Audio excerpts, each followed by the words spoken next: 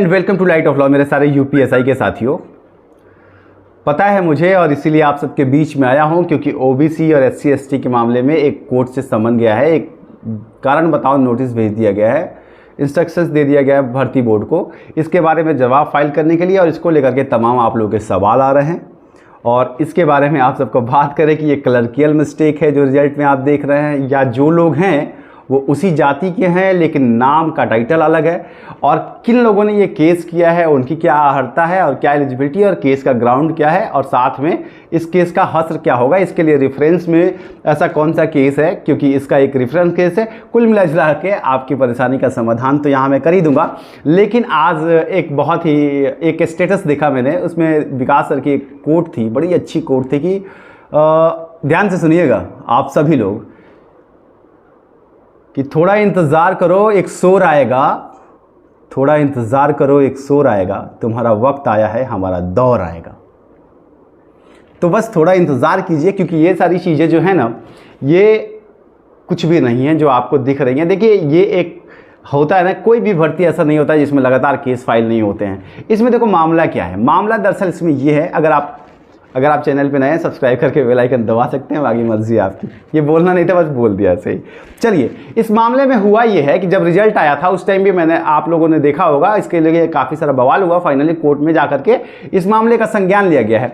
अब सिर्फ नाम के टाइटल के तौर पर यह केस फाइल किया गया। अब इसमें दो स्टेटस हो सकते हैं, समझिए।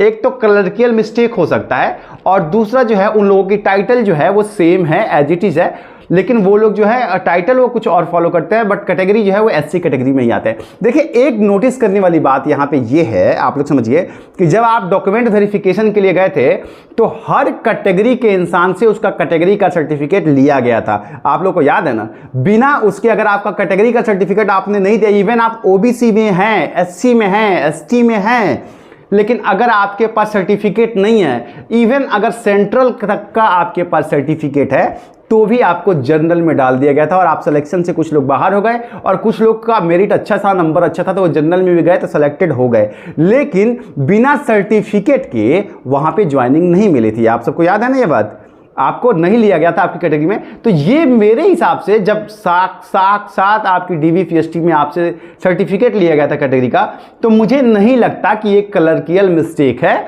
मुझे लगता है कि जो टाइटल स्विच हुआ है, टाइटल्स लोग कैरी करते हैं अलग अलग तरीके से, लेकिन उनकी कैटेगरी उनके पिता से होती है। आपको पता है पुरुष प्रधान भारत है और पितरात्मक सत्ता की वजह से पिता की जो जाति होती है वही बेटे और बेटियों को मिलती है। तो अगर पिता कुछ भी उनकी कैटेगरी जैसे सिंह, ये तो आप समझ गए मामला, ठीक है। अब दूसरी चीज में समझते हैं कि ऐसा ही सिमिलर मामला आप लोगों को याद होगा, उत्तर प्रदेश के ही हाई कोर्ट में 68,500 की शिक्षक भर्ती में आया था, जिसमें एससी एसटी के कोटे में कुछ गलत लोग, मतलब भर्ती में कुछ लोग चले गए थे जो एलिजिबल नहीं थे, कोर्ट की नज़र में पात्र नहीं थे, लेकिन उनकी सिलेक्शन हो गई थी, फाइनल रिजल्ट आ गया था और वो ज्वाइन कर लिए थे।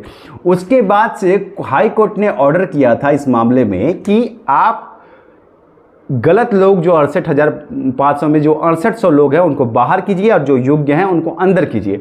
सरकार ने अपने तरफ से कहा कि अब रिजल्ट फाइनल हो चुका है, इसलिए इसमें हम ज़्यादा उलटफेर नहीं करेंगे, तो हम 6800 अलग सीटें लेके आते हैं और ये हम इन लोगों को देने के लिए तैयार हैं। ठीक ऐसा जैसा कि इस भर्ती में भी कोर्ट में बोर्ड ने अपना स्टैंड लिया है कि जिनको भी सीटें बढ़ रही हैं, घट रही हैं, जो भी हो रहा है, जो भी पात्र है, फाइनल रिजल्ट के बाद हम सीटें बचती हैं तो हम उसमें कंसीडर करेंगे, या जरूरत पड़ेगी तो कुछ और करेंगे। ये रिजल्ट हमारा फाइनल हो चुका है, आप समझ रहे हैं। 9,534 रिजल्ट फाइनल हो गया।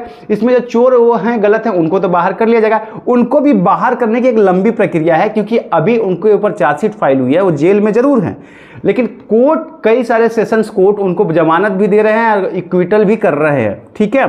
तो अभी उसमें से भी बहुत सारे लोग अपना केस हाई कोर्ट में लड़ेंगे, सुप्रीम कोर्ट में लड़ेंगे, और फिर वहां से प्रूफ होकर वो गिल्टी भी आ सकते हैं और वो नॉट गिल्टी भी आ सकते हैं। फिर उनकी सीटें भी उनको देनी पड़ेंगी अगर वो जो है चयनित हैं और कोर्ट उनको फाइंड करता है, क्योंकि एविडेंस के ऊपर, आर्ग्यूमेंट पे आपको पता है कि इसके पहले एक केस ऐसा ही आया था मजिस्ट्रेट के अंडर में, जिसमें उन्होंने जमानत दे दी थी बच्चों को और ये माना था कि ये चोर नहीं है ना। तो ये मामला था, तो इसलिए 9,534 की जो रिजल्ट आ गई है वो तो क्लियर है, एडजस्टमेंट हो सकता है तो उसको कोर्ट किया जाए। तो हाई कोर्ट ने ये कहा था 68,500 के मामले में शिक्षकों के कि नोटिफिकेशन से ज़्यादा आप सीट दे नहीं सकते हैं, इसलिए जो योग्य नहीं है उनको बाहर कर लीजिए। लेकिन बोर्ड जो था, शिक्षा विभाग इस बात के लिए तैयार नहीं था और उसने हाई कोर्ट के फैसले को डबल बेंच और फिर सुप्रीम कोर्ट तक में चैलेंज किया है और अल्टीमेट डबल बेंच से वो जीत चुका है और सुप्रीम कोर्ट में फिर यहाँ से बच्चे गए हैं, जो 68,000 लोग हैं, 6800 जो हैं वो गए हैं, तो मामला फिर वहाँ चल रहा है। तो कुल मिला जुला करके एक बार रिजल्ट आने के बाद जो टेक्निकलिटी देखा जाए अगर, तो फैसला कहीं ना कहीं एक बार फाइनल रिजल्ट के बाद संशोधन की संभावना बहुत कम होती है। हाँ, सीटें बचती हैं तो सेकेंड लिस्ट भी आ सकती है, मतलब सेकेंड लिस्ट नहीं, अमेंडमेंट लिस्ट समझ लीजिए, उससे और सप्लीमेंट्री एक लिस्ट आ सकती है जिसमें कुछ और लोगों को एडजस्ट कर लिया जाए, चोरों के ऊपर फाइनल कन्वीनियंस हो जाता है। तो ये सारी चीज़ें तो हो सकती हैं, लेकिन ऐसा नहीं है कि इसके दम पे। तो ये एक ग्राउंड तो ये है कि अगर जाति प्रमाण पत्र देखने के बाद रिजल्ट बनाया गया है,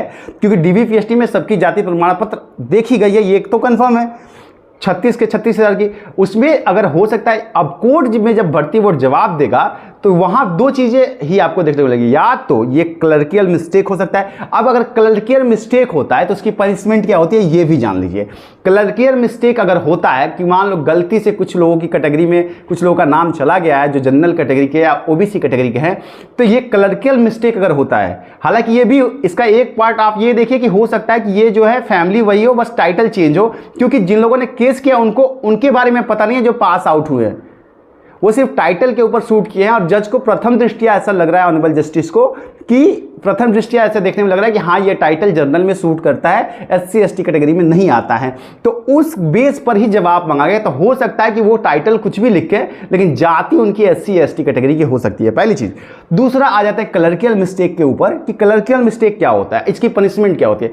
क्लर्कियल मिस्टेक में ज्यादा से ज्यादा डिपार्टमेंट कार्रवाई करने का आदेश दिया जाता है, जिन लोगों ने रिजल्ट बनाया है उनकी जो गलती हुई है उनको सजा दी जाती है। और सबसे बड़ी बात कि ये जो आंकड़ा जो है ना, ये जो एससी एसटी कैटेगरी में टोटल जो कैंडिडेट जो आपको दिख रहे हैं ना, टोटल लिस्ट में जो लोगों का, वो सब मिला के 13 लोगों का है। सिर्फ 13 सीटें हैं जो एससी एसटी से जनरल में कन्वर्ट हुई है, मतलब जो देखने में लग रहा है वो सिर्फ 13 लोगों पे दावेदारी की गई, 13 सीटों पे। तो 13 सीटें कोई बड़ी चीज़ नहीं होती है जिसके ऊपर कोई बहुत बड़ा हंगामा बन जाए, बहुत बड़ा कोर्ट केस बन जाए या बहुत बड़ा मिस्टेक इधर हो गया है। इसके क्लर्कियल मिस्टेक अगर ये फाइनली अगर ये मामला बन भी जाता है, प्रूफ भी हो जाता है, तो इसे क्लर्कियल मिस्टेक घोषित किया जाएगा। ये आप लोग देख लीजिएगा कि ये क्लर्कियल मिस्टेक है, हम क्लर्क के ऊपर कार्रवाई कर रहे हैं और साथ ही इसके जगह पे हम सीटों को एडजस्ट करके आवंटन कर लेंगे।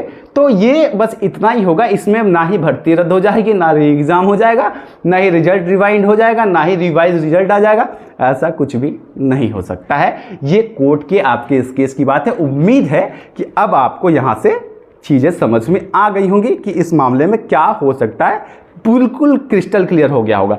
इसके आगे एक और चीज़ मैं आप सबको बोलूं कि जो लोग भी डिप्रेस हैं सिलेक्शन के बाद, या लोग जो बिना डिप्रेशन के ही मतलब बिना सिलेक्शन के ही डिप्रेस हुए बैठे हैं, तो सबसे बेहतर है कि आप अपने दिमाग को शिफ्ट कीजिए, अपनी पढ़ाई पे या कहीं और फोकस कीजिए।